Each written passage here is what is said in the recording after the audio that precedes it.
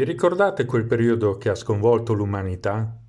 Il tempo in cui i cervi, i lupi e gli orsi invasero le strade, quando l'umanità si rintanò nelle case atterrita da una minaccia invisibile, il tempo in cui regnava un silenzio irreale. Vi ricordate quando la normalità divenne un atto di ribellione? Sono Stefano Messori, docente del Laboratorio Italiano di Podcast del progetto MiRest, finanziato dal programma Erasmus+, e queste sono le testimonianze degli utenti intrise delle emozioni vissute durante il lockdown. Quel giorno in cui tutto cambiò, di Lorena Predieri. Sembrava un giorno identico a tanti altri. Il sole era pallido come sempre a fine febbraio.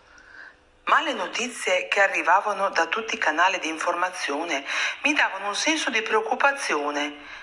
Misto ansia, poi pensai, sarà una montatura giornalistica, in poco tempo nessuno ne parlerà più. Ma il mio pensiero era diviso in due. Una parte cercava di pensare positivo, mentre l'altra parte l'esatto contrario. E improvvisamente tutto cambiò. Si parlava ovunque di un virus, Covid-19, molto contagioso e pericoloso, una malattia respiratoria. Da un giorno all'altro siamo stati costretti a stare in casa.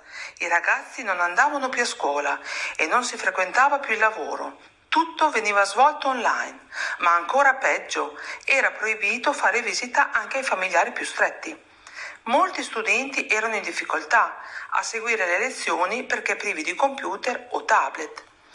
Io dal balcone osservavo questa situazione insolita, ascoltavo un silenzio irreale, interrotto solo dalla macchina del comune, che dal megafono comunicava ai cittadini di restare a casa.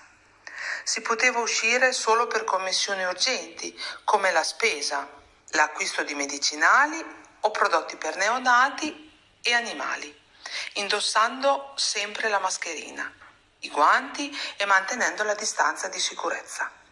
Il lockdown era l'unico modo di protezione e non diffusione del virus.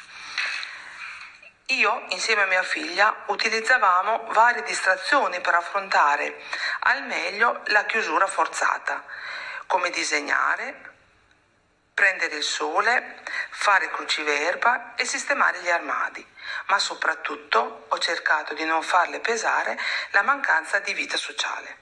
Intanto la situazione peggiorava. Il coronavirus causava migliaia di decessi al giorno, divenendo pandemia mondiale. Ad aver avuto il beneficio del lockdown sono stati gli animali selvatici, che in piena libertà si sono ripresi gli spazi normalmente occupati dall'uomo. Cervi, lupi, orsi sono stati avvistati in alcune zone urbane. Ormai sono trascorsi quasi 2 anni dalla pandemia del coronavirus.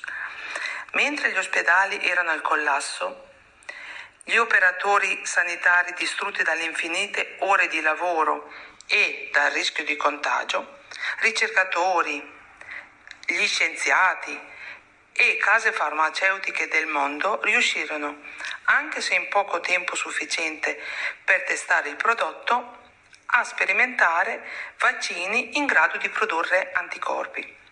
Così il virus diminuì la percentuale di contagio e le tante varianti diffuse persero di intensità, permettendoci pian piano di tornare alla vita quotidiana.